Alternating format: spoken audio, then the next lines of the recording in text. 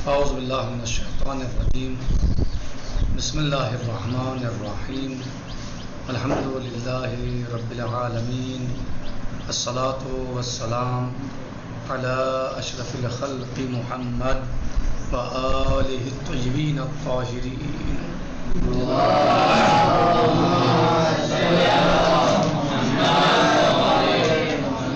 وعجل فرجہم۔ مرجع تقلید کے شرائط کی وضاحت۔ مرجع تقلید میں جو شرائط پائے جاتے ہیں ان کی وضاحت کی جا رہی ہے۔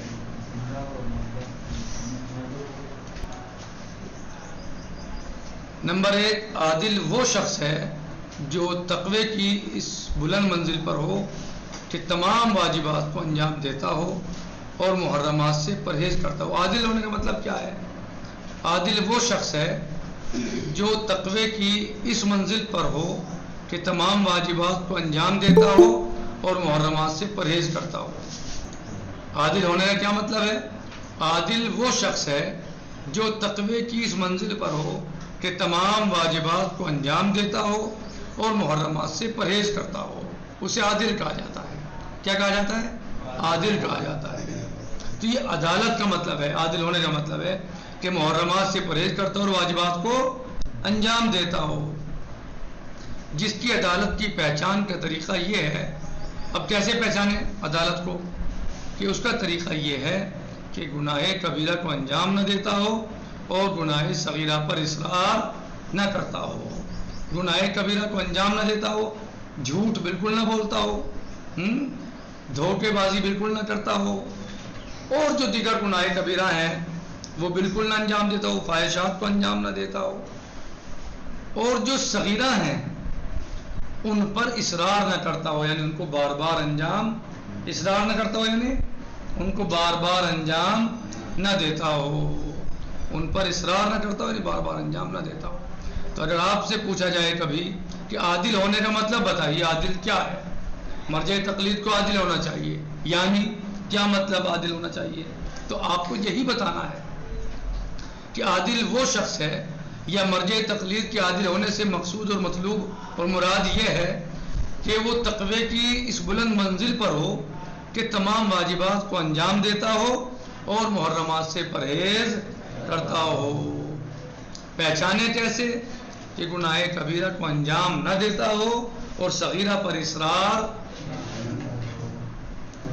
نمبر 2، جو شخص ابھی سن بلوغ تک پہنچا ہے، یعنی بالغ، جو شخص ابھی سن بلوغ تک پہنچا ہے یا وہ شخص جس نے اب تک کسی تقلید نہیں کی ہے، اس کو چاہیے کہ ایسے مجتہد کی تقلید کرے جو زندہ ہو۔ یعنی زندہ ہونے کا مطلب کیا ہے؟ کہ جو انسان ابتدائی تقلید کر رہا ہے، ابتدائی تقلید یعنی شروع میں سب سے پہلی تقلید کر رہا ہے وہ کسی کی، یعنی جو شخص ابھی سن بلوغ تک پہنچا ہے، ابھی بالغ ہوا ہے، یا وہ شخص جس نے اب تک کسی کی تقلید نہیں کی ہے، بالغ ہے، تقلید نہیں کی، اسے پتہ ہی نہیں تھا تقلید کیا ہوتا ہے، تو ایسا شخص جو ہے اس کو چاہیے کہ ایسے مجتہد کی تقلید کرے جو زندہ ہو۔ مردہ مجتہد کی تقلید ایسے افراد کے لیے صحیح نہیں ہے، یعنی جو لوگ ابتدائی تقلید کر رہے ہیں ان کو چاہیے کہ وہ زندہ مجتہد کی تقلید کریں، مردہ کی تقلید ان کے لیے صحیح نہیں ہے۔ یعنی اس دور میں کوئی بچہ بالغ ہوتا ہے اور اب وہ کہے میں تو آیت اللہ امام خمینی کی تقلید کروں گا، تو اس کے لیے اس کی تقلید جائز نہیں ہے۔ کس کی؟ امام خمینی کی، بلکہ کس کی تقلید کرنی چاہیے اسے؟ آیت اللہ العظمیٰ سید علی خامنہ کی، کیونکہ وہ موجود ہیں۔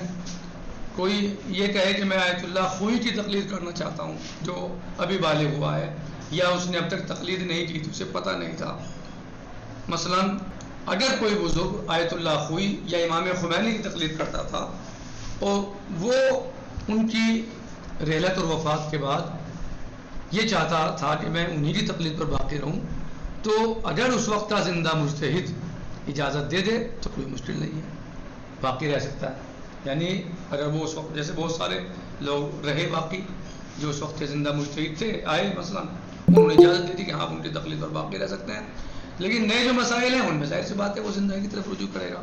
صحیح۔ تو تقلید جس کی جائے وہ زندہ ہو. کیا مطلب؟ جو شخص ابھی سن بلوغ تک پہنچا ہے یا وہ شخص جس نے اب تک کسی کی تقلید نہیں کی ہے، اس کو چاہیے کہ ایسے مجتہد کی تقلید کرے جو زندہ ہو. مردہ مجتہد کی تقلید ایسے افراد کے لیے صحیح نہیں ہے. جان سمجھ میں آ رہا ہے؟ نمبر 3، جس مجتہد کی انسان تقلید کر رہا ہے اگر وہ دنیا سے چلا جائے تو زندہ مجتہد کی اجازت سے اس مردہ مجتہد کی تقلید پر باقی رہ سکتا ہے. جس میں آپ کو بھی بتایا کہ کوئی انسان کسی مجتہد کی تقلید کر رہا ہے اور وہ مجتہد انتقال فرما جائے، تو اب جو لوگ اس کی تقلید کر رہے ہیں اس مجتہد کی، اب وہ ان کے بعد جو زندہ مجتہد ہیں اگر وہ اجازت دے دیں تو یہ ان کی تقلید پر باقی رہ سکتا ہے. نمبر 4، جو شخص مردہ مجتہد کی تقلید پر باقی ہے تو ان مسائل میں جن میں گزشتہ مجتہد کا کوئی فتویٰ نہیں تھا یا نئے پیش آنے والے مسائل جیسے جنگ اصول وغیرہ میں سے زندہ مجتہد کی طرف رجوع کرنا ہوگا. کیا ہوگا؟ کہاں رجوع کرے گا؟ زندہ مجتہد کی طرف. اگر کوئی انسان آیت اللہ امام خمینی رضوان اللہ تعالیٰ علیہ کی تقلید کرتا تھا یا آیت اللہ خوئی رضوان اللہ تعالیٰ علیہ کی تقلید کرتا تھا اور وہ مثلاً اب اسے کچھ ایسے مسائل پیش آئے کہ جو اس وقت پیش نہیں آئے تھے یا وہ اس وقت نہیں تھے اور اب نئے مسائل پیش آئے اسے، تو اب وہ زندہ مجتہد کی طرف رجوع کرے گا. یعنی آیت اللہ العظمیٰ سید علی خامنائی حفظہ اللہ یا آیت اللہ العظمیٰ سید علی سیستانی حفظہ اللہ یا دیگر مراجع کرام حفظہ اللہ جمیعاً، صحیح، ان کی طرف رجوع کرے گا. نمبر 5، اسلام نے مرد اور عورت کے فرائض کو ان کی خلقت اور مزاج کے مطابق قرار دیا ہے. اسلام نے مرد اور عورت کے فرائض کو ان کے مزاج کے مطابق قرار دیا ہے اور مرجعیت کی اہم اور سنگین ذمہ داری سے عورتوں کو سبکدوش کرنا ان کی آزادی کو سلب کرنا نہیں ہے.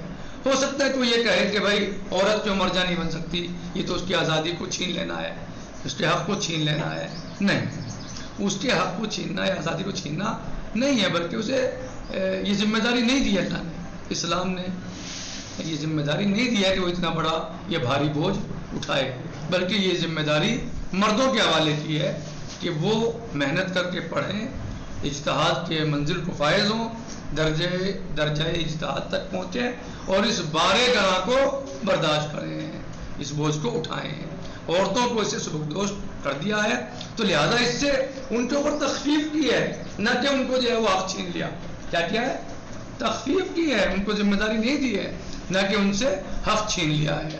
حق نہیں چھینا ہے بلکہ ان کو اس مسئلے میں ذمہ داری نہیں دی ہے، جبکہ یہ ذمہ داری مردوں کے اوپر ہے. کہہ رہے ہیں نمبر 6، اور مرجیت کی اہم اور سنگین ذمہ داری سے عورتوں کو سبکدوش کرنا ان کی آزادی کو سلب کرنا نہیں ہے، کیونکہ اسلام میں خواتین بھی اپنی محنت کے ذریعے درجہ اجتہاد تک پہنچ سکتی ہیں اور احکام خدا کو قرآن و حدیث کی روشنی میں معلوم کر کے اس قابل ہو سکتی ہیں کہ وہ کسی کی تقلید نہ کریں ٹھیک، لیکن کوئی دوسرا ان کی تقلید نہیں کر سکتا. یہ ذمہ داری ان کے اوپر نہیں ہے. کوئی پڑھ لے، محنت کر لے، پڑھ کے مجتہدہ بن جائے، اچھی باتیں بنے، یہ کوئی سلب نہیں کیا، لیکن تقلید نہیں ہوگی اس کی بس. نمبر 6، عالم اسے کہتے ہیں جو قرآن و حدیث سے احکام معلوم کرنے میں اپنے زمانے کا سب سے بڑا ماہر ہو. عالم کسے کہتے ہیں؟ جو قرآن و حدیث سے احکام معلوم کرنے میں اپنے زمانے کا سب سے بڑا ماہر ہو. بھلے کہہ رہے ہیں کہ نمبر 6، عالم اسے کہتے ہیں جو قرآن و حدیث سے احکام معلوم کرنے میں اپنے زمانے کا سب سے بڑا ماہر ہو. یا مسئلہ خیر کہہ رہے ہیں کہ عالم اسے کہتے ہیں جو قرآن و حدیث سے احکام معلوم کرنے میں اپنے زمانے کا سب سے بڑا ماہر ہو. 7، مکلف پر واجب ہے کہ مجتہد عالم کو پہچاننے کے لیے تحقیق اور جستجو کرے. کیا کرے؟ یعنی ایسا نہیں ہے کسی کی بھی تقلید کر لے، بلکہ اگر اسے مجتہد عالم کو پہچاننا ہے، مجتہد تو بہت ہو سکتے ہیں لیکن جو مجتہد عالم ہے اس کو پہچاننے کے لیے تحقیق اور جستجو کرے، چھان بین کرے. جستجو سمجھتے ہو؟ چھان بین کرے، مجتہد عالم کو پہچاننے کے لیے چھان بین کرے، جستجو کرے. نمبر 8، انسان تقلید کے سلسلے میں بالکل آزاد ہے اور کسی کا تابع نہیں ہے. یعنی اگر شوہر کسی کی تقلید کر رہا ہے، کیا انسان تقلید کے سلسلے میں بالکل آزاد ہے اور کسی کا تابع نہیں ہے. یعنی کیا مطلب؟ یعنی اگر شوہر کسی کی تقلید کر رہا ہے تو یہ ضروری نہیں ہے کہ اس کی زوجہ بھی اس کی پیروی اور اتباع میں اسی مجتہد کی تقلید کرے. یہ کوئی ضروری نہیں ہے. آپ کے نزدیک آیت اللہ خامنہ مجتہد ہیں تو آپ ان کی تقلید کر دیجئے. میرے یعنی کسی یا آپ کے بھائی کے نزدیک دوسرے لوگ مثلا آیت اللہ سیستانی فقیہ ہیں، بڑے عالم ہے تو آپ ان کی تقلید کر دیجئے. آپ کی بیوی کے نزدیک کوئی اور ہے وہ اس کی تقلید کر لے. اس میں کوئی یہ شرط نہیں ہے کہ کسی کی اتباع کرے یا پیروی کرے، لیکن عالم کی تقلید ہو تو زیادہ بہتر ہے. اگر شوہر کسی کی تقلید کر رہا ہے تو یہ ضروری نہیں ہے کہ اس کی زوجہ بھی اس کی پیروی اتباع میں اسی مجتہد کی تقلید کرے، بلکہ اگر وہ کسی دوسرے مجتہد میں ضروری شرائط دیکھے، جو شرائط مجتہد کے لیے ضروری ہیں وہ اس میں دیکھے کہ اس میں زیادہ اچھے طریقے سے پائے جا رہے ہیں، تو اسی کی تقلید کر لے گی یا کرے گی. کوئی مشکل نہیں ہے. یعنی تقلید میں یہ نہیں ہے کہ بابا تقلید کرتے ہیں آیت اللہ سیستانی کی تو بیٹا بھی آیت اللہ سیستانی کی تقلید کرے. نہیں، اگر اس کے علم میں یہ ہے کہ نہیں ان سے بڑے عالم آیت اللہ خامنہ ہی ہیں تو ان کی تقلید کر لے.